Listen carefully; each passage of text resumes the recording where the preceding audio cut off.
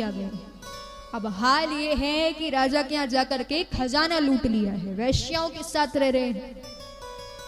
जैसे ही खजाना लूट करके लाते हैं, वैश्याएं सोचती हैं कि राजा के दूत हमें ढूंढ रहे हैं, यदि मिल गए तो मृत्यु दंड मिलेगा। एक काम करते हैं, धुंधकारी को मार करके सारा धन लेकर के चले जाए। में मदिरा पान करा रहे हैं। महाराज इतना मदिरा पान करा दिया है कि धुंधकारी हाथ भी नहीं उठा पा रहे। तो वैश्याएं सोचती हैं कि यह अवसर सही है, तो एक गड्ढा किया जाता है, उसमें धुंधकारी को गड़ाया गया है। धुंधकारी के मुख में आग के गरम गरम अंगारे डाले गए और धुंधकारी के गले को दबाया गया है और जोर से चिल्लाता है। महाराज बड़ी कष्ट में, पीड़ा में मृत्यु हुई है। स्वाभाविक सी बात है कि जीवन में अच्छे काम नहीं किए, तो इसलिए मोक्ष तो मिलेगा नहीं, प्रेत योनि मिलती है। अब कुछ समय बाद जब गोकर्ण जी रात्रि में विश्राम कर रहे हैं, तो उन्हें बहुत अजीब अजीब सी आवाजें सुनाई दे रही है। तो बार बार पूछते हैं कौन है यहाँ पर। जब आवाज नहीं आती तो जल को अभिमंत्रित करते हैं, छिड़कते हैं। तो उतने में ही वहां पर एक भयानक सी प्रेत योनि दिख रही है। महाराज जैसे ही वो प्रेत की आकृति दिखती है तो पूछते हैं कौन हो तुम। आवाज आती है कि मैं आपका भाई धुंधकारी हूं। गोकर्ण जी कहते हैं अरे मैंने तो तुम्हारा श्राद्ध इत्यादि पिंडदान सब किया, फिर भी मोक्ष नहीं मिला। तो ये सुनकर के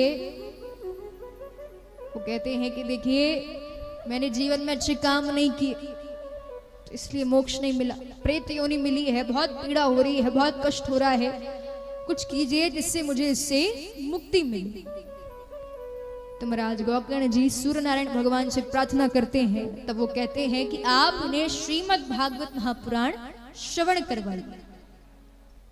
कहते हैं जैसा आप कहें। अब श्रीमद् भागवत महापुराण का आयोजन किया गया है, कई सारे श्रोतागण पधारे हैं। अब देखिए जो धुंधकारी है वो एक प्रेत है, तो एक जगह स्थिर नहीं रह पाएंगे, तो इसलिए एक बांस बुलाई जाती है जिसमें 7 गांठें हैं। धुंधकारी से कहते हैं कि आप इसमें बैठो और 7 दिन तक कथा को सुनो। अब महाराज पहले दिन की कथा विश्राम हुई, पहली गांठ फट गई। दूसरे दिन की कथा विश्राम हुई, दूसरी गांठ टूटी।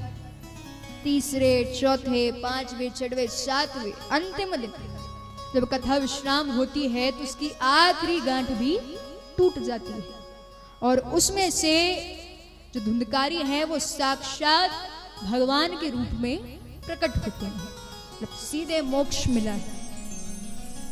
अब भगवान के स्वरूप में आए हैं, तो इसलिए भगवान के जो पार्षद गण हैं विमान लेकर के आए। विमान लेकर के आए और धुंधकारी को उसमें बिठालने लगे।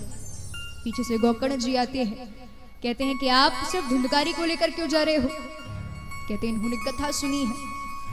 गोकर्ण जी कहते हैं कथा सुनने वाले हजारों थे, उनको भी लेकर जाओ, सिर्फ धुंधकारी को लेकर क्यों जा रहे।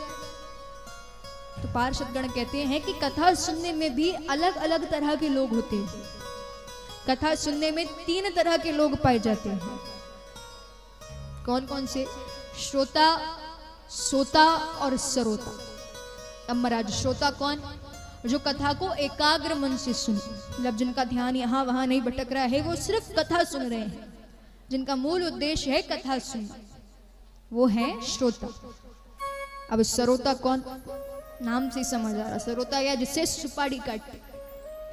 तो जो कथा सुनने जरूर आए हैं लेकिन जिनका ध्यान कथा में नहीं है, मतलब यहाँ बैठकर सोचेंगे अरे अभी ये काम करना बचा है, अभी वो काम करना बचा है, यहाँ पर ये और होता तो और अच्छा लगता, आनंद आता, मतलब जो सिर्फ कमियां निकालने बैठे हैं, वो हैं सरोता। अब सोता कौन? जो अपने घर से परेशान होकर आते हैं। किसी के घर में बच्चे परेशान कर रहे हैं, किसी के घर में बहू परेशान कर रही है, किसी के घर कोई परेशान कर रहा है। तो यहाँ पर आते हैं, टिकने के लिए स्थान देखते हैं, आराम से बैठते हैं, नेत्र बंद करते हैं। महाराज ऐसी समाधि लगती है जो सीधे 3 घंटे बाद खुलती। मतलब इतनी मीठी नींद, इतनी प्यारी नींद घर पर भी नहीं आती जितनी कथा में आ जाती है। तो जो कथा सुनने नहीं सिर्फ सोने हेतु आते हैं वो है श्रोता। लेकिन देखिए भगवान की प्राप्ति ना श्रोता को होती है ना श्रोता को होती है, भगवान की प्राप्ति सिर्फ और सिर्फ श्रोता को होती है। तो इसलिए मैंने कल भी कहा था, आज फिर से कह रही हूं, जब आप कथा सुने सच्चे मन से सुने, श्रोता बनकर सुने, तभी उसका फल प्राप्त होगा। गौकर्ण जी के समझ में आता है, एक बार फिर से कथा कराई है जिसमें सभी को समझा दिया है कि आप श्रोता बनकर कथा को सुनिए। महाराज सभी ने श्रोता बनकर कथा को सुना है। एक बात सभी के समझ में आ गई है कि संसार में किसी से प्रेम नहीं करना, इस संसार में नहीं फंसना, क्योंकि संसार के लोग स्वार्थी हैं। यदि प्रेम किसी से करना है तो भगवान से करो। यदि आपने एक बार इनको अपना लिया, इनको अपना मान लिया, तो किसी और को अपनाने की आवश्यकता नहीं पड़ी। यदि आपने इस जगत के सेठ को अपना लिया, अपना मान लिया, तो फिर इस संसार के आगे झुकने की जरूरत नहीं है। तो आइए सभी मिलकर के भगवान से प्रार्थना करें, जगत के सेठ से प्रार्थना करें कि हमें भी अपनाए, सभी मिलकर।